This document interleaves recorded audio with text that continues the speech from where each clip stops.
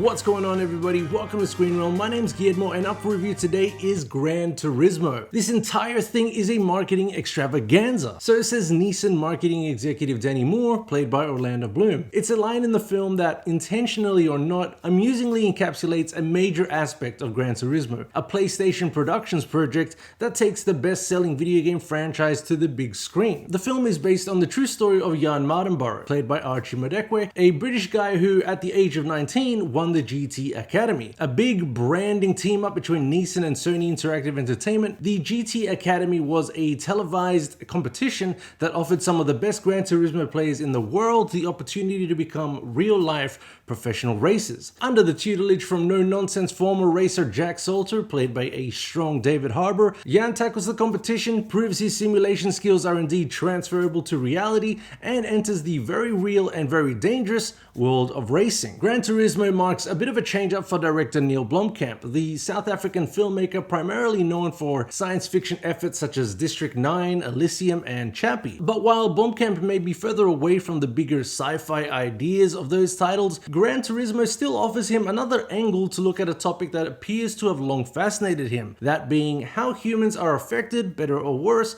by evolving technology. And of course, the car races had to have been an enticing element to get Blomkamp on board, and it looks like he's clearly having fun on the tracks. If you're here for some kick-ass car racing sequences, I'd say you're in pretty good hands. Blomkamp and his team craft a number of tense races, delivering on the aim to put the viewer on the track. Slick direction, strong sound design, and smartly used CG effects accentuate the terrifying speeds these cars are going as they charge through these circuits. Now, I'm not really a car guy, but I do like my car action cinema, and I had a pretty good time with some of these scenes. Now, of course, it almost goes without saying, but this is a film that's tailor-made for fans of the hit gaming franchise. I'm not a giant Gran Turismo aficionado either, although I do remember obsessively competing with friends to see who could score the best trial time in Gran Turismo 3.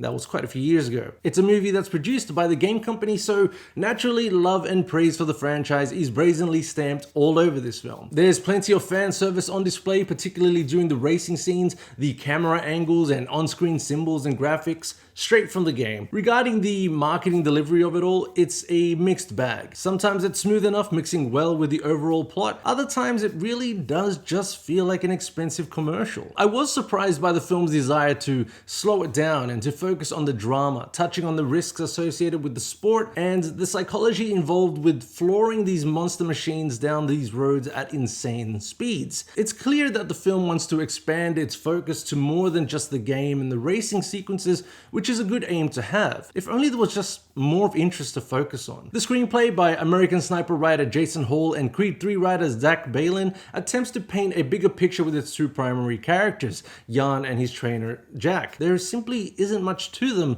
apart from very familiar plot devices. Jan's father simply doesn't believe in this whole venture and the whole Gran Turismo obsession, and so Jan has someone to prove it to. Jack was once a great racer, so we wait to find out what it was that took him from behind the wheel. There's also a love interest for Jan, although this romantic through line is really treated like a subplot. I really didn't care about this relationship, and so I found that the lack of a dynamic narrative away from the racetrack really took a toll on the film's momentum.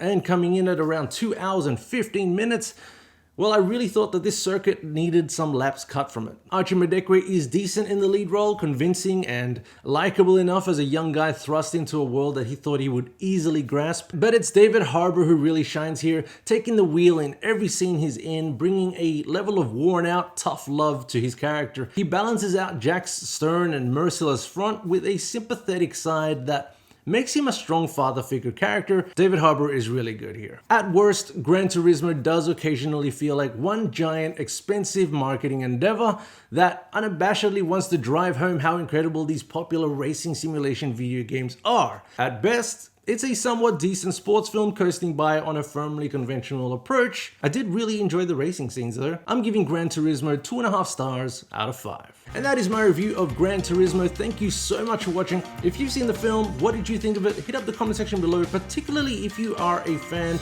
of the gaming franchise. Let me know what you think. And as always, hit the subscribe button to stay up to date with all things coming from Screen Realm. Catch you soon.